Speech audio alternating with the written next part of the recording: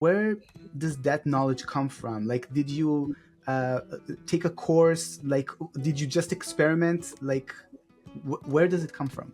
Yeah, so I have ADHD. So I like everyone that works in this field. Perfect Um, answer. yeah, Hello, everyone, and welcome back to another episode of Geek Peek. Today, I have a special treat to celebrate the end of season 2, and that is an interview with Jay Foster, also known as Swole Initiative. Jay is an amazing creator. We talked about his journey as a creator. He is an amazing D&D performer, both as a player and as a GM. Jay had a lot of interesting stuff to say about content creation in general, and also just storytelling. This was a fantastic conversation, and I enjoyed it a lot. I hope you will too. So without further ado, enjoy the interview. Jay Foster, I'm so glad to have you here. How are you doing today? I am well. Yeah, I know this interview has been a long time coming. I'm so happy that our schedules finally aligned, and we're able to finally get this down. So yeah, I'm doing good, man. Thank you. I'm so excited to talk to you. I've been watching a lot of content that you made over the years, and some of the things that you make and some of the storytelling that you do is so awesome. And I want to get to know the person behind that kind of storytelling skill. And before we actually get to where you are today, I want you to kind of share with us who was Jay before content creation and Swole Initiative, your online moniker? Yeah. Okay. So Uh, I'm a storyteller by nature, so if you need me to shorten answers, let me know. um, I guess that's how I kind of fell into it. So I got into D&D, like actually playing it around 2019, right before the pandemic hit, which was great. But yeah, so before that, I had done content creation before it was called content creation. So I was my job that I had. I was a strength coach, strength and conditioning coach. Like I used to coach athletes and things in Australia, and then over here I was coaching just anybody that needed it, be it an athlete, bodybuilding competitor, or someone that just needed to lose weight. I was doing that. And so on the side of that, I was also a nationally qualified powerlifter in the squat, bench, and deadlift. I got a sponsorship by a company called Flex Comics that I'm still sponsored by today. They're amazing. They do like geeky fitness stuff. Like it was like really blending like the nerd culture when nerds started to get into the gym and work out. And I was like, yes, this is great. So when they would send me like a new shirt, I would create a skit based around it. So the one that sticks out is I did a skit that was it was a Pokemon Go shirt. It was like Pokemon Go to the gym or something. It was something like that. It was along on a. It was funnier than that, but yeah.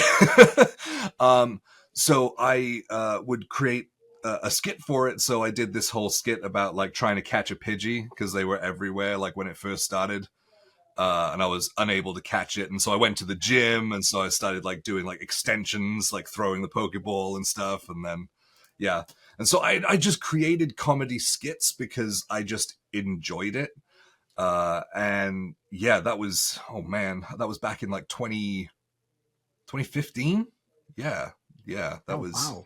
So I've been doing it a while. Like I said, like before it was called content creation back in my day. Yeah, it was uh yeah, I've had similar conversations with like other content creators when they're like, oh, how long have you been a content creator? And I was like, I don't know, like when did that term become a thing? So yeah, so that's kind of how I fell into just creating content and being on camera and filming stuff like myself. And then I got into D&D, to get back to the other part of your question. I got into D&D like 2019, and then, you know, like most people, it then became, you know, 90% of my personality. And so following that, I was like, well, I want to combine like a nod to like my fitness background and things, but then also like the D&D content stuff. And so I combined those two things to make Swole Initiative. But just before that, I was doing beard modeling for content creation. I was doing like self-portrait photography and things like dramatic portraits and things when that was big on Instagram. And then and then I was creating D&D content for a couple of years, and then TikTok started, and I hated TikTok, but I liked the idea. And then Instagram started doing it, and that's when I was like, hey, like I'll do it on Instagram. I don't mind that. And so it just like took off from there. And then years later, here I am. Okay, so we have a lot to dive into here. I did warn you. It's amazing. Also, like the beard modeling is so cool. You do have a legendary beard. It was a lot bigger as well. It was like big. Like the photos are still on my Instagram if you go back far enough. So Amazing. Okay, let me take you back a little before actually today and um, all we have to discuss here. You mentioned moving from Australia, and you are in America right now. yeah. So tell me a bit about that kind of change because that's huge. Yeah, so I'm Welsh, born and raised in Wales in the UK, and then there was a like a fitness boom as I was becoming a personal trainer. Like when I first started getting qualified, and that was like 2011, and then I moved to Australia in 2012. And I spent a couple of years there, got more qualifications, and picked up that stuff, and then and then I moved back home for a little bit, and then headed out to America. So yeah, I've jumped around a lot. Um, but yes, in terms of like cultural differences, massive. Uh, going from Wales to Australia wasn't too bad. Like they're pretty similar. There was a lot of Welsh that kind of established because we all got transported off by the English. As a punishment. So there's a lot of Welsh people in Australia, and so like the attitudes are kind of similar.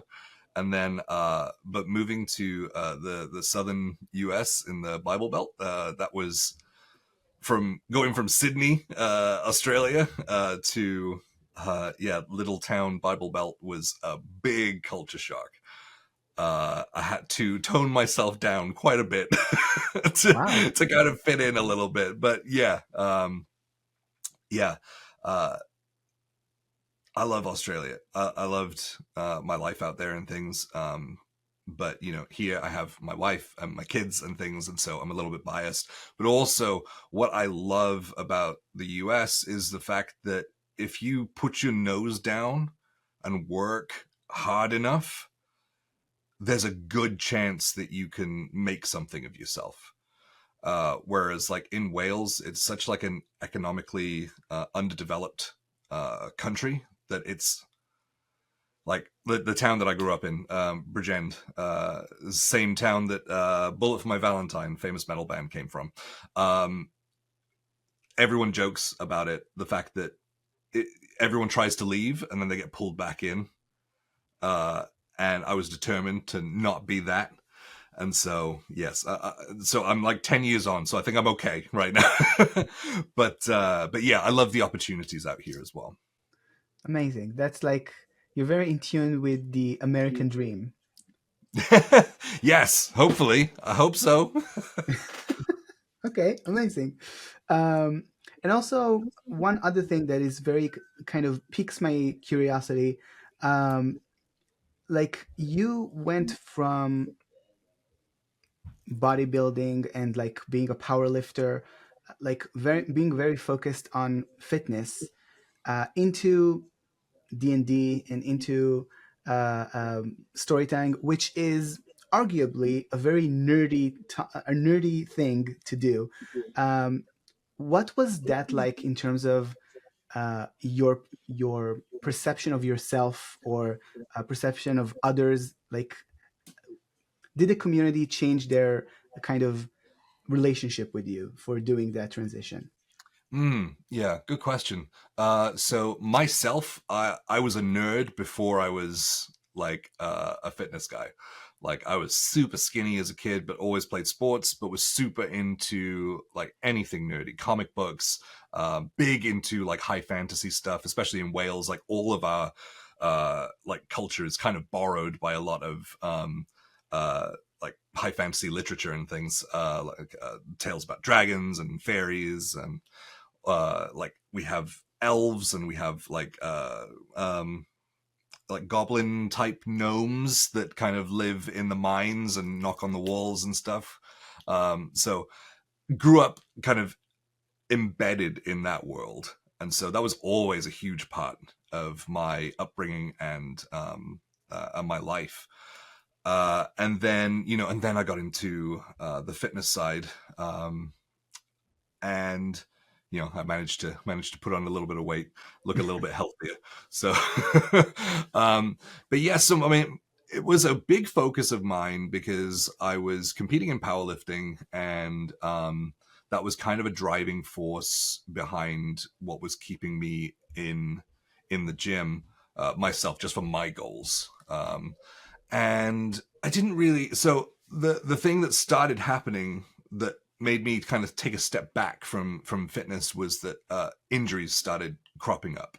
So just I'd played rugby since I was full contact rugby since I was 7 years old, and so up through 18. So that's instantly like almost, well, it was like 11 years of full contact sport, like week in week out and things, and just little bits, niggles and stuff became worse when you're training at such like a high intensity and high volume, squatting 3-4 times a week. And just little things, if you moved slightly wrong, it would activate like this old injury, and it would take you out for a couple of weeks. And I got into this cycle where I realized that I was just like getting healthy, getting into the gym, 4 weeks later, injuring myself, and then having to be out for a couple of weeks, and then starting again. And it was just this big cycle. So I actually stepped back from powerlifting and competing in powerlifting, just because I couldn't maintain, like my body couldn't maintain that level of abuse to push me to continually get stronger and stronger to be on a competitive level. And so I did go through a little bit of a crisis, because that was such like like the perception of me on like social media and things was very much centered around fitness and lifting. Like they expected videos and things of me picking up 600 pounds and like like all of these like PRs and stuff. And then it got to a point where I was like, I don't have anything impressive as I saw to film and things. And that's when I started getting into the like the beard modeling stuff. It was just like, oh, like I can work out to just look good and be healthy, and then I can use that in my content with like my portrait stuff. And so I used that, and then which was a shift in itself. And then to shift again, but like heavily into like the nerdy side of my personality. I did it incrementally over a little while. I was like, oh, like here's some portrait photography, but I'm holding like the player's handbook, or there's some dice in the picture, and little bits like that. And then I was like, I'm just gonna jump straight in. Like as soon as the real stuff happened, I just jumped straight into it, because of my background with like skit creation and things. And yeah, I lost quite a bit of my following, but I was like, this is making me happy to do it. So, and the other stuff was just me doing it in the hopes that it would get me somewhere that I wanted to be. And so I did lose a little bit of following, and then gained a lot overall. So it was obvious where like my real like passion and the value that I can bring is in this sector, and it was never in like the other ones. there are so many reels that you created on Instagram that I can just rewatch over and over again. Like Thank you. there's one of them, the one with the I need an adult, I'm an adult. Oh, yeah, the DM that gets stuck. Yeah. Um, yeah, that was a fun one. So it's the whole like you can't see that the character is the dungeon master, and it's like, oh no, something's happened. I need an adult, and then it zooms out, and there's the screen there, and it's like, oh no, I am the adult. So yeah, that was fun one because I started playing with camera angles a lot and transitioning to different scenes and things, and so that really helped me get into what I do now, which is like professional videography and stuff. So yeah. I did want, that's a good segue. I did want to ask you. Uh, I also told you this in multiple Discord messages over the times we chatted already. You always have such amazing lighting and like the quality of the video and all that. Where does that knowledge come from? Like, did you take a course? Like, did you just experiment? Like, where does it come from? Yeah, so I have ADHD. So I like everyone that works in this field. Perfect Um answer. yeah, so I got hyper focused on it, so it take a step back. It came from portrait photography, like pulling lighting in. So I was always more of a fan of flash photography than I was natural light photography. And Okay. so I would have to learn how to diffuse light, how to put the flash, how, like, what angle, what height, like, to get, I try and create like a Rembrandt lighting on my face because I like it. Um, Backlighting, hair lighting, like, all of these different things stemmed from my photography side that I took a little bit of. And then when I started really getting into videography, started pulling those skill sets back into play. And it's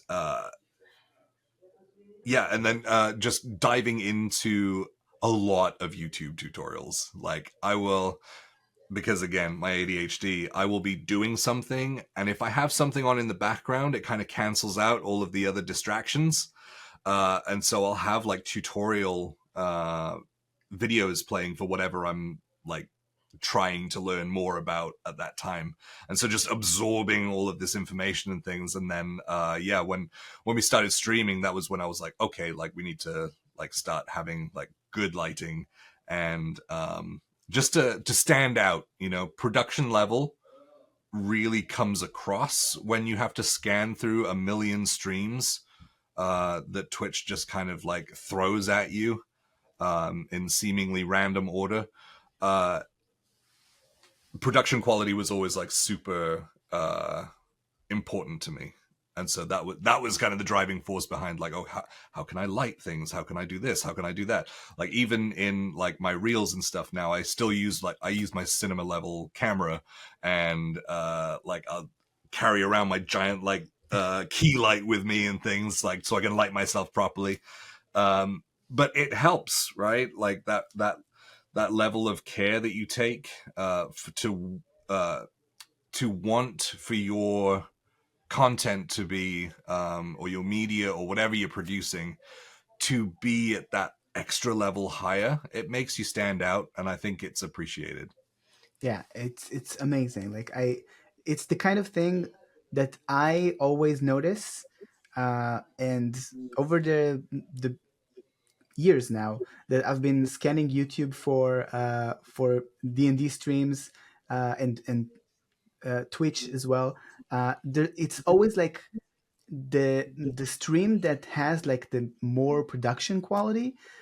It's like the stream that I'm like, okay, and then I'm not like scrolling away. I'm like, let's listen.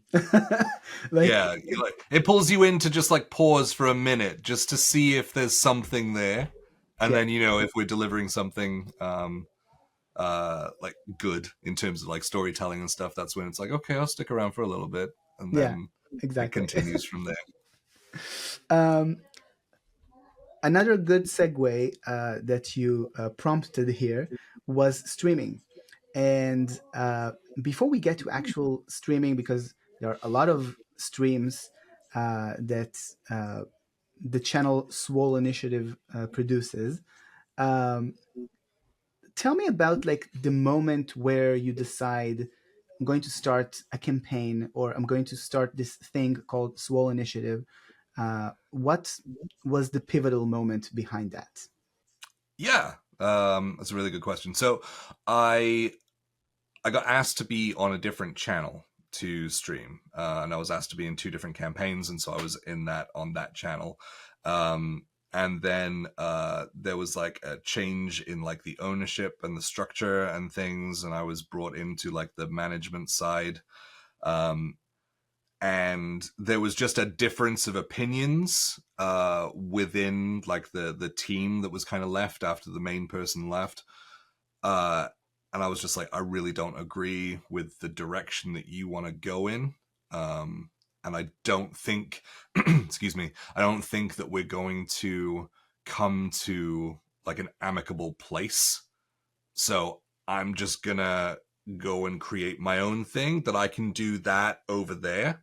And like there was no bad blood or anything like with me leaving. Yeah, but on that channel as well, I was getting into DMing a home game a lot more. And I was like, oh no, I really like DMing, like running the game and like having those like drop moments and seeing the reaction from the players and stuff. Like that's what I really like. And so I started a campaign on that channel, which became Fables of Galia, which is the current campaign. We've been going almost 2.5 years now on the same campaign. um, so yeah, so we I met with all of the players and everything, and I was like, hey, like this is kind of what's going on. I'd really like to continue telling this story because everyone bought in. Like you've seen the streams, like everyone cosplays. I never asked anyone to. Like that was never me. It was just like we should all cosplay our characters, and I was like, okay. And again, that's something that stands out. Like when you're scrolling through, it's like, oh, like they look like their art. Um, and so yeah, then me leaving and starting up the Swole Initiative Network, which was like the group of us, which is slightly different. So I run that with Betty, my wife, and Mike, Mike O'Neill, the short Nord. He does all of our tech stuff. He's an absolute wizard with it. Allows me to be able to concentrate on what I'm doing and not like running streams at the same time. Um, but yeah, and then we just started creating that, and it was funny because then after the shows, like when we were by ourselves, after the shows and stuff, we would hang on like the call until like 3 a.m. just chatting and things. And we got so close so quickly. Like now, like whenever there's a convention that I'm going to, like everyone's trying to see if they can go as well so that we can all do like another meetup. Like we're going to meet up at GaryCon this year for D&D 50, which I'm super excited about. But yeah, and now like they're some of my absolute best friends in the world. That's amazing. It's so cool, like how D&D brings people together in so many ways. Um, okay, so we talked about like how you started, and we talked about reels and all that. Um, Tell me a bit about how it was to actually um, grow an audience. Like you have right now a lot of people following you on Instagram. I'm not sure how many people are watching your streams because when they happen, I'm sleeping. But how was it to go from beginning Swole Initiative and now like being this person who people look up to, and you have built a following of D&D nerds that want to see what you create? Yeah, a big part of so originally when I just started creating content, I just started creating funny stuff, like because that's my fallback all the time. Comedy is always my fallback. Um, And then, as I started picking up a little bit of steam, I wanted to use my platform for something positive. And so a big part of that was like creating a space where people who were new to the hobby could come and talk and ask me questions, and I would answer and give them like my best advice, like because D&D becomes like this weird, it's a weird hobby because it's almost innately gatekept, because you almost always need to know someone who knows how it goes to then learn, and then then the group starts to learn, and then that gets passed on later. So it's an odd hobby. So I wanted to kind of break down that barrier a little bit and just be a resource. And I wanted to create like a positive environment. As far as building the audience, when I started switching to that being more of my mission, like I joke around about being the Oath of Positivity Paladin.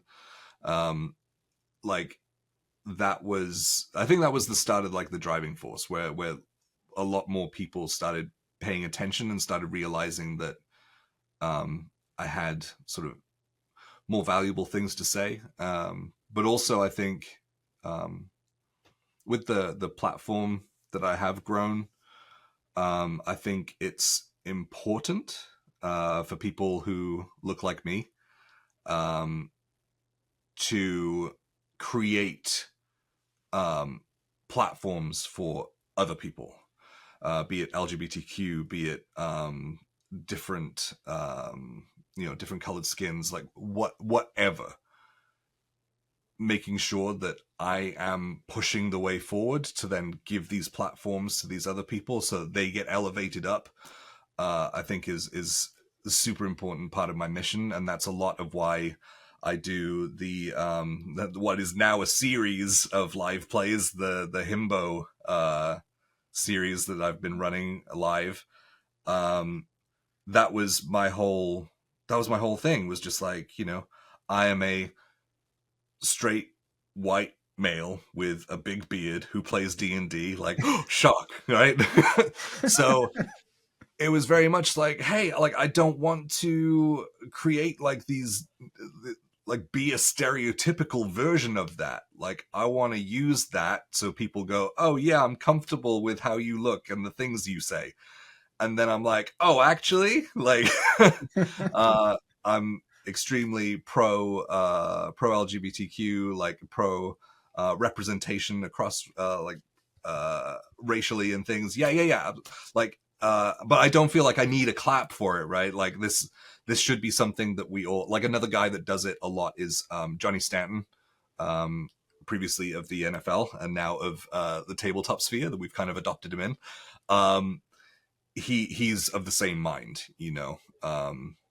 but yeah, so building that kind of inclusivity was really important to building my audience overall.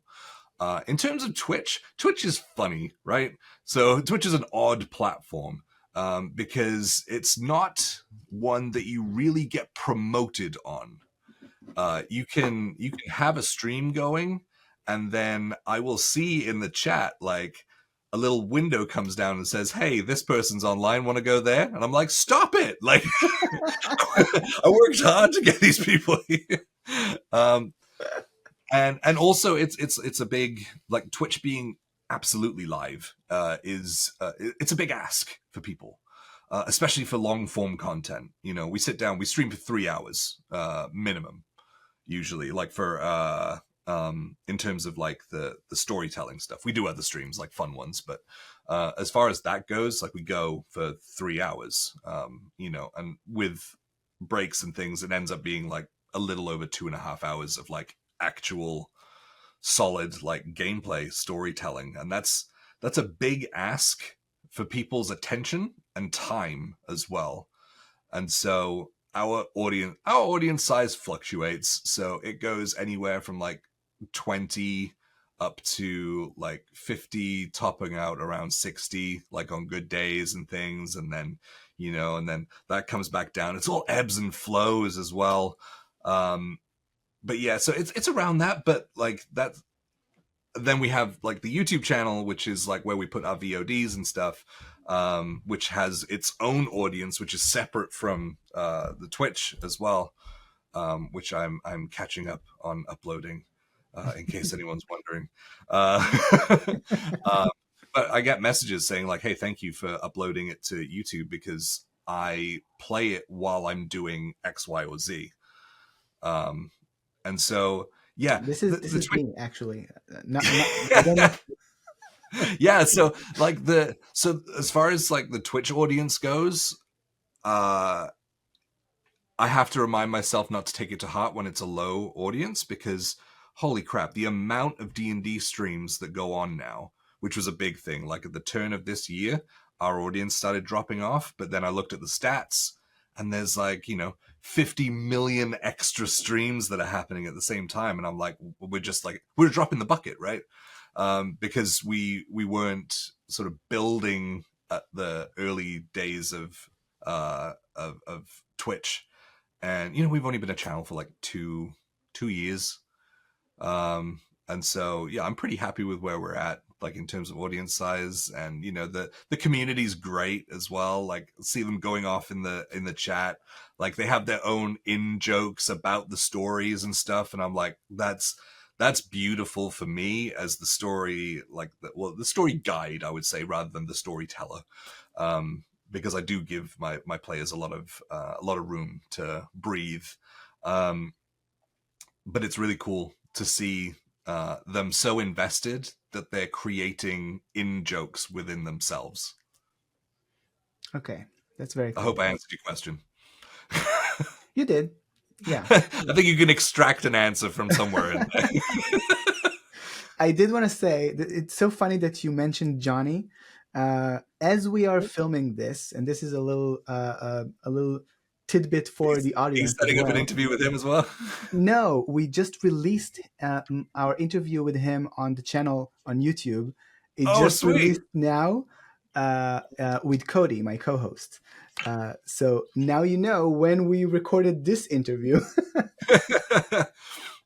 Yeah, no, Johnny is awesome, and he's such a ball of positivity as well. That we kind of recognize that we're doing the same things, and we're a lot of times we're on the same page with a lot. So we have some projects coming up that we're working on together. And he was one of my extra himbos, more himbos at PAX Unplugged, which was really cool to be able to play with him. He was meant to be at the Gen Con one. The first one couldn't make it.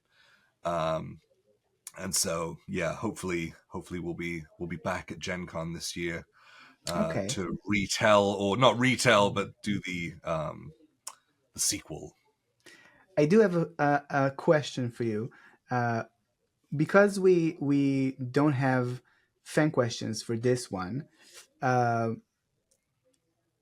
think we always have like this little segment, roll for spoilers,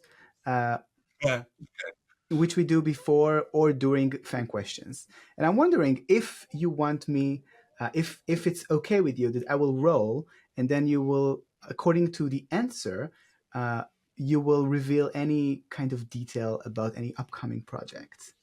Oh, okay. I will preface that I am under several NDAs. Yeah, so I'm limited with what I can say, but yes, I will say as much as I can, depending on your role.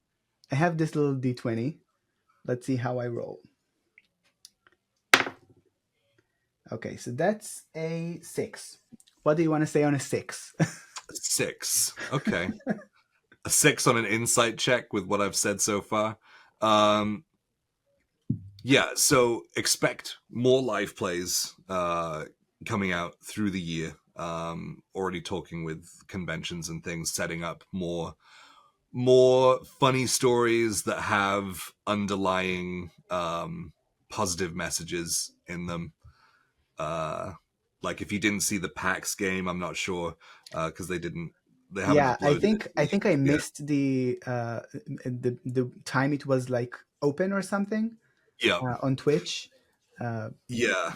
They haven't uploaded it to YouTube yet, but that one, the himbos, shimbos, and thembos faced toxic masculinity. That was the big bad in that one. wow. Okay. So yeah, so it's like comedy, positive messaging. So expect more of that. Um, I'm a 6. There's also my YouTube channel, which I'm after we get off here, I will be making some more stuff. So that'll be launching, which includes some tutorials. Like I can talk about this stuff because I've already talked about it. Um, Okay. yeah, so I'll be getting some tutorials up for how to get into D&D to start off with, because that's like the first barrier. And then also storytelling tips and some fun challenges as well. Okay. So Cool. That's that was plenty, a honestly. generous 6. Yeah, that's plenty. Okay, so I do want to steer us back into uh, your streams, and we talked about storytelling and all that. One question that is interesting is what are your inspirations for storytelling? What are the stories that you enjoy? There's so many. So, so I grew up around like the high fantasy stuff. So grew up reading Chronicles of Narnia, the Lord of the Rings, and The Hobbit. Um, those are the ones that kind of stick out from like early on. And then I got into comic books, which told like great stories based around superheroes and stuff. So it was almost seen as childish um, because of the nature of the media or medium, I should say. But if you really break down like the storytelling and stuff, like there's heartbreak in there. There's like real conviction of morals and things, and a superhero is a really good um, avatar to throw into like a moral dilemma because they are inherently like a moral standing incarnate, you know? And so I think that now that I'm talking about it out loud, I think that influenced a lot of how I story tell. Because I do like to bring my players into a space where they can make the decision, but it is a space of conflict, like where they can really develop their characters as well. And I'm very like hands off. Like I'll lead them to the situation and then be like, "It's you now." Um, uh, and yeah, and a lot of like my villains will tend to be gray villains. Um, Okay. the sort of villain that you get there and you think you know everything about them and you're like, yeah, we're about to kill you and end your like path of destruction or whatever, and then they go into a little bit of a monologue and you start going, he's making some good points, like so that's what I find really intriguing. But as far as like the Fables of Galia goes, that there's been a lot of breadcrumbs. I'm a very slow burn, which is probably again like comic book uh, um, influenced, just because like it goes for years as like a storyline because they just release it every like 2 weeks or every month, depending on what like strand it is, and you don't and you get those like breadcrumbs that lead you along and things, and things aren't resolved super quickly. Like they open a loop and you won't close that loop, or you'll forget about that loop for a couple of months, and then it comes back around and you're like, oh no. Like that little thing that was said all the way back there actually meant a really big thing. That's what I try and emulate in my storytelling as far as like games go, which is why I love like longer campaigns to have the freedom to be able to not be constrained by a certain amount of like, oh, we've got to do this in like 6 episodes. But to be able to just have like a complete sandbox to play in. I've never sort of railroaded my players to go in one direction or another. In fact, in the like episode, I think 3, they went in the complete opposite direction than I had planned for. And so like, I was like, oh, I got to write some stuff, I guess. And so, yeah. But back to like what influenced my storytelling. Then later I got into other books. I was big into Anne Rice, the Vampire Chronicles, the Vampire Lestat, and so forth. I went through a big horror phase. And the Witcher books by Andrzej Sapkowski, which The are Witcher is so incredible. Like even, and I think that also adds to the way that the fights are described. Like you can see it so vividly, even translated from is it Polish? He's Polish, I think. Yeah. Like translated out of Polish and into English or into any other language. Like you're reading it and it feels like it was written in English because it tells the story of the fight so beautifully and poetically. And I really try and pull that into my battles and things like in D&D or whatever game we're playing. I always like my battles to have weight to them. I don't like occasionally we'll do like, oh, you're traveling through the woods, like roll a d20, we'll see what happens. And I'll have written a predetermined table. But if they know that they're going into a fight, like I want there to be like an emotional pull that drags them in. That, it's too easy to be able to be like, hey, we're not like world-renowned heroes. We could bounce. We could be safe, and to add that sort of emotional hook really brings about the storytelling in the battle itself. So then with that emotional hook, my players then take that and run with it. And so their actions in the battle, it's not just like, okay, we're going to target the spellcaster, we're going to take those out, then we're going to take but it's not like that. It's not like, they don't play it like chess.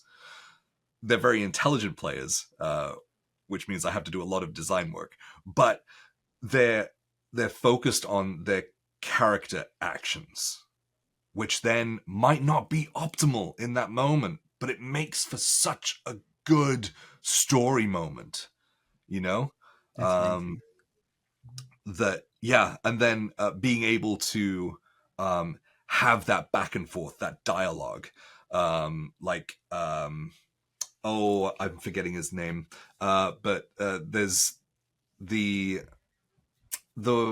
mage that Geralt fights for Yennefer. It's Yennefer's other partner.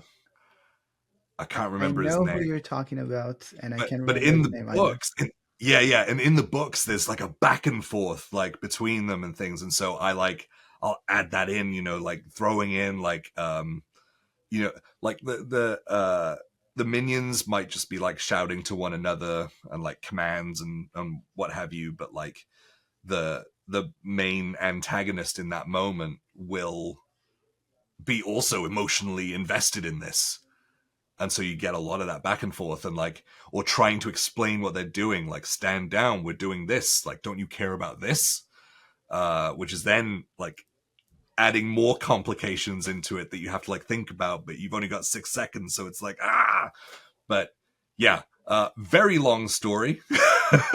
But yeah, I think I don't think I'd thought about that until you asked that question. So thank you for that. That was a good self-reflective dive. Okay, so we talked about storytelling. We talked about kind of where you are today. And I do want to ask you, if you had to give yourself from a few years ago some advice, from your point of view right now, what kind of advice would you give Jay from a few years ago? Oh, okay. We So dive deep on this podcast. yeah, that's so I constantly fight with the voice in the back of my head, um, that constantly says like you're not doing this well enough. Why bother creating this? It's not going to be good. And so I would, when I moved into media creation and like media production and content creation as like a full-time position, I would find myself like sometimes like paralyzed with anxiety. Just like that voice was just way louder than anything else. And so I just wouldn't start anything, and I would get in these horrible cycles. So I think I would just tell myself to stay the course, that it does get better. It doesn't go away at all. And I was horrified to, well, no, I wasn't horrified to meet, but I met Matthew Mercer, and we kind of connected over this uh, level of imposter syndrome that we both deal with, and was horrified to hear that it's still with him at this point. Like, he still sees other storytellers and he's like, man, they're so much better than me. Which was like, oh, it doesn't just go away when you get to that level. Like, so yeah, I think I would advise myself um, to stay the course and to not listen to that voice. Um, it's it's been an interesting journey, like, of self-reflection and things, like a lot of like shadow work and things, like, to quote, I think it's Jung. But it's been an interesting journey, and I don't think I would want to do it any differently, because it's made me who I am now. So if I didn't have that adversity, then I might not be who I am. I might not be as grateful for all of the opportunities and things that I'm getting now. And I'm just truly grateful that even in the time periods where I fell off creating content and I was like burning myself out, because I was like, if I stop creating content, everyone's gonna just like forget about me because I'm no one. And then, I had to take a couple weeks off. I think it was like a month, like around Christmas time, and everyone was so supportive and just like, hey, no, look after yourself. Like, we can handle like not laughing at your like 10-second videos for a couple weeks. And so yeah, I think I was so worried at that time that I wouldn't give myself permission to take a break. So maybe, yeah, maybe going back and saying you can rest would be a good one. I love that. That's such a good advice for any up and coming content creator as well. I also resonate with that. I experienced burnout a few times since I started this podcast and other content things. So, giving yourself permission to rest is well worth it, and a good advice for anyone. Um, Yeah, it's an odd thing, right? Because it's such a creative field. Like, even without like content creation for like social media and stuff, like when I do like my media production and things, like creating product videography and doing how to play videos for board game companies and things like that kind of stuff, like, it just, sometimes you're just not in that creative headspace. Like, it's not like data entry. It's not like it's always like, okay, I click this, I do this, and then I do this, and then I clock out and I go home, which I have done that before. Um, I do enjoy this way more. I enjoy the creativity way more. But at the same time, sometimes it's like banging your head against a brick wall because it's like, I don't have any ideas. And then it's like, and then you get that guilt because it's like, well, I worked for like 4 hours today and I have, Boblin the Goblin and a weird tree written down on my on my bit of paper, and I'm like, that's nothing. And so then you end up like working way into the night to like make it up because you feel like you didn't accomplish anything. And yeah, and then it's a hard switch to turn off with content creation, which is why I think we're discovering a lot now, like a couple of years on from it being like a thing, that so many people are burning out and leaving. Like even on YouTube, like there's been a ton of like huge creators just being like, I'm done. And like nothing really happened. They were just done. Like the pressure of having to produce more, be more creative, be funnier, be more interesting, have more advice, have more insight and things. And and then especially if you've got that voice in the back of your head, like especially with me, like when I was talking about starting the YouTube channel with having like tutorials for beginners, in the back of my head it was like, you don't have anything of value to say, like, tell them to get the starter kit and that's about it. It's, and so yeah, the burnout being around content creators is a huge thing. I actually saw an interview with I think it was, do you know Jay Klaus, the channel? He talks with a lot of creators at a long form The name like sounds interview. familiar, but doesn't, like, I don't see the face in my mind He right now. spoke to a Harvard psychologist or psychiatrist. I can't remember which one it was, but I do know they're different. Don't come for me. But he spoke to this Harvard psych, who then became a like gaming creator as well, like a gaming streamer. And so he had so much insightful things to say because he could take a step back and analyze it from like a psychological perspective of like why things are happening. And I watched that and I was just like, yes, yes to all of these things. And so I kind of took that on board. And that's why, while I've been prepping to release my YouTube channel, because I want to start it with like 5 videos for people to watch, like when we get going, I'm going to release 5 at once. And it's like, there you go. Like, here's a smattering of what to expect. But while I'm doing that, I'm not doing the other thing. And so it's,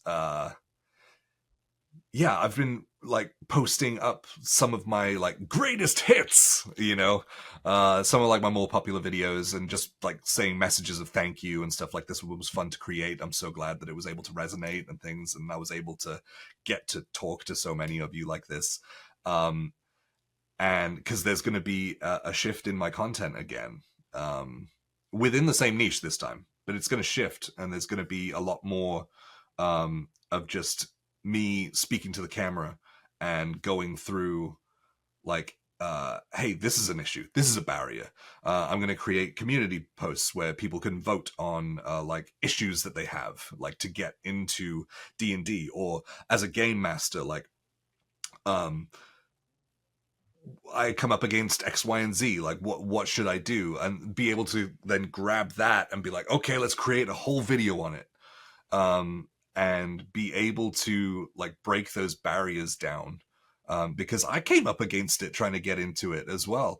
Like, I just didn't know how to do it. I knew that I loved character work and voice work and things, but I didn't know how to play. I didn't know how to start.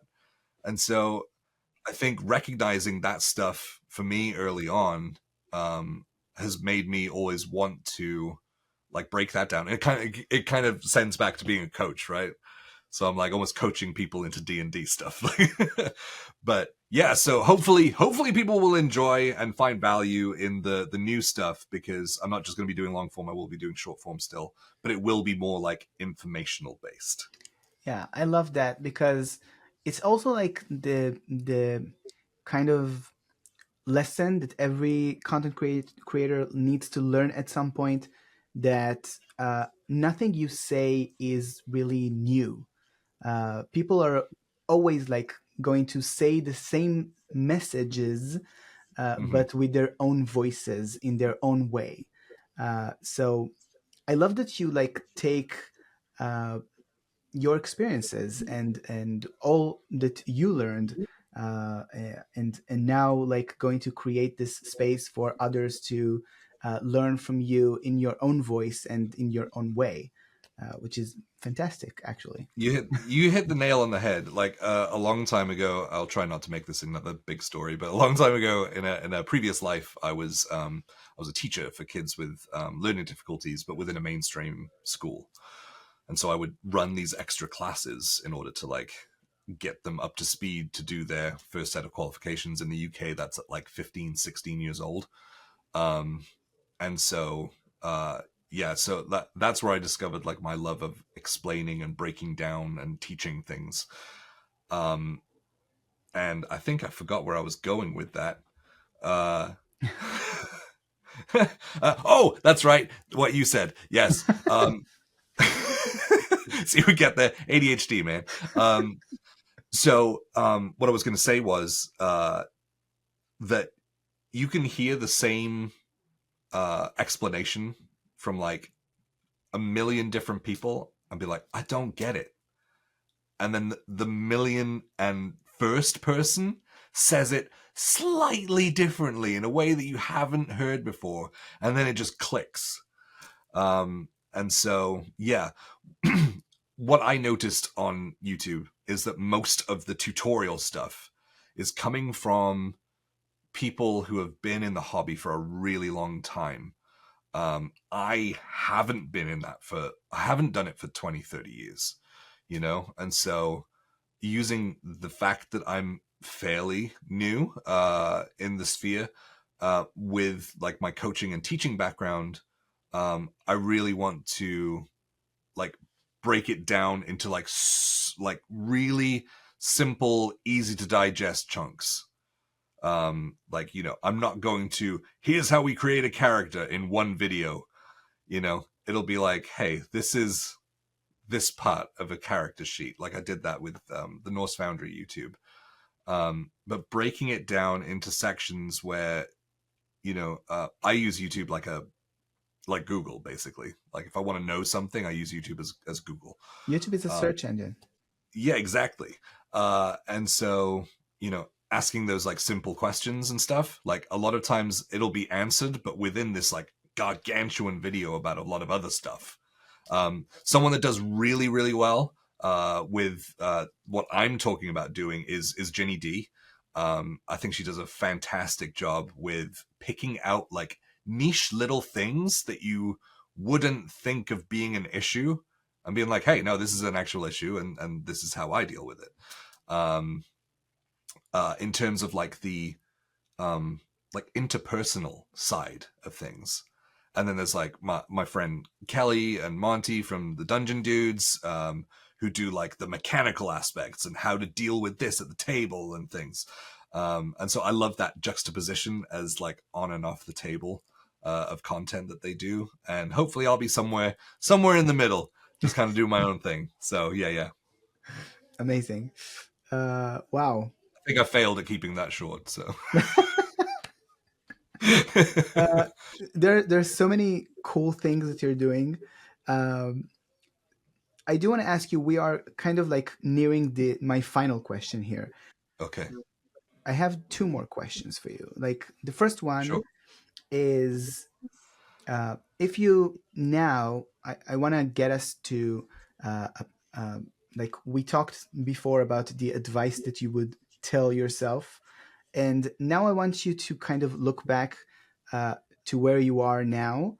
And I want to know what is something or some things that you are most proud of in your journey so far. in 2019, I my wife was big into like manifesting things. Like we were in not a great part of our like excuse me, we were not in a great part of our like we were great, but financially we weren't great. Like we were um in somewhat of a rut. And so to keep our sort of heads up, she was big on talking about manifesting. And so she was like, manifest your goals. What do you want to do? And so this was not long after I had watched, or no, I hadn't watched it, but I'd heard of and seen clips of Critical Role doing Gen Con that year on the main stage and like to a live crowd. And I was like, man, that's so cool. Like, cause I used to like be on stage. I was a signed musician through my 20s. And before that, I was in musical theater through school. And I was like, okay, I'm gonna manifest three things. First one is I want to run a game on the main stage at Gen Con. The second one was, yeah, thank you. The second one was to meet Matthew Mercer, which all happened on the same weekend. And the third one was to work on something at the Critical Role studio, which is still floating around out there, but I'm like the patent is going there, so I'm keeping my eyes on the prize, and I'm gonna keep doing what I'm doing and carving out my own path, and hopefully one day that would be that would yeah, I don't know what I would do if I capped all three. Okay. So that would be like my most proud thing, is that like I stuck to I stuck to my own thing, and I've gotten 2 out of the 3 done, working on the last one. I gotta make more friends, I guess. Listen, Brennan did Calamity, which was 4 episodes. I mean, who knows? Yes, yeah. Met Brennan as well. Brennan, absolutely incredible human. He gave me some absolutely stellar advice. Um, it was at the Wizards of the Coast party at Gen Con, and I met him, was introduced, and said, "Oh, it's my first stage game and things." And he was like, "Oh, well, the biggest thing to remember about running a game on the main stage is that you have 2 hours, but you have to plan for 90 minutes because of the interaction with the crowd. So you Oh, don't have that wow. on stream. You don't have that on stream. It's just you and your players, and you just go. But live, people clapping, cheering, shouting things out, joining in with jokes, or we would like ask the audience what they thought and things. And so that like greatly shortened my time. And so the way that I built the game was very modular, so I could move things around so that if I was in a panic, I could take some stuff out. And so I was able to go back and rejig the way that I had planned the game to go, and we finished at like 2 hours and 1 minute. Like that was that. So I was very thankful to Brennan for that advice. Yeah, we love Brennan on this channel. Shout out to Brennan Lee Mulligan. Um, okay, cool. So I think at some point we will need a part 2 because there's still so much to talk to you about. But for now, before I let you go with one final question, I do Sure. want you to tell people who are watching this where they can find you. Where do you want to send them next after watching this interview? Yeah. So my name is Jay Foster. I go by the moniker of Swole Initiative on the internet. I create comedy, informative, positive videos based around tabletop stuff, as well as DMing across conventions on live stages and on Twitch and YouTube. You can find me streaming on Twitch at the Swole Initiative Network.